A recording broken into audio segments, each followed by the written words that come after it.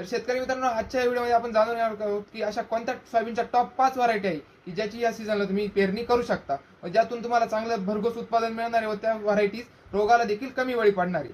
तर शेतकरी मित्रांनो, त्यातली 5 नंबरची जी व्हरायटी आहे ती आहे JS 335। 95 ते 100 दिवस या व्हरायटीचा कालावधी आहे व या व्हरायटीचे उत्पन्न हे 10 ते 14 क्विंटल पर्यंत येत असतं। शेतकरी मित्रांनो, 4 नंबरची जी व्हरायटी आहे ती आहे JS 9305। ही व्हरायटी 100 ते 105 दिवसामध्ये येत असते व ह्या व्हरायटीचे देखील उत्पन्न 12 ते 16 क्विंटल पर्यंत एकरी जात असते। ही देखील व्हरायटी रोगाला एकदम बळी पडत नाही। तर शेतकरी मित्रांनो, 3 नंबरची जी व्हरायटी आहे ती आहे MEUS 612। ही व्हरायटी देखील भरपूर प्रचलित अशी व्हरायटी आहे। भरपूर शेतकरी ह्या व्हरायटीची लागवड करत असतात। ही व्हरायटी येत असताना 95 ते 105 दिवस ही व्हरायटी एवढा कालावधी लागत असतो या व्हरायटीला व या व्हरायटीचे उत्पन्न देखील 12 ते 16 क्विंटल पर्यंत एकरी येत असतं।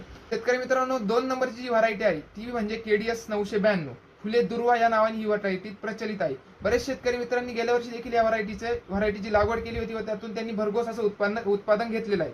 या व्हरायटीचा कालावधी हा 100 ते 105 दिवसाचा आहे व या व्हरायटीचे उत्पन्न देखील आपल्याला 14 ते 16 क्विंटल पर्यंत एकरी बघायला भेटत असतं। शेतकरी मित्रांनो, यामध्ये टॉपची व्हरायटी सांगण्यापूर्वी आपण जर आपल्या चॅनलवरती नवीन असाल तर आमच्या चॅनलला फॉलो करून घ्या। शेतकरी मित्रांनो, यामध्ये जी पहिली टॉपची व्हरायटी आहे ती आहे KDS 726 म्हणजे आपली फुले संगम।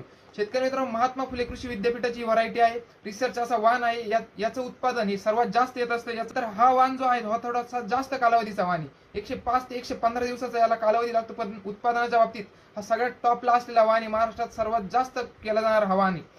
तर शेतकरी मित्रांनो, तुम्ही यावर्षी कोणती व्हरायटी पेरणार आहे व गेल्या वर्षी तुम्ही कोणती व्हरायटी पेरली होती हे आम्हाला कमेंट सेक्शन मध्ये नक्कीच सांगा व आपल्या चॅनलला फॉलो करा। धन्यवाद।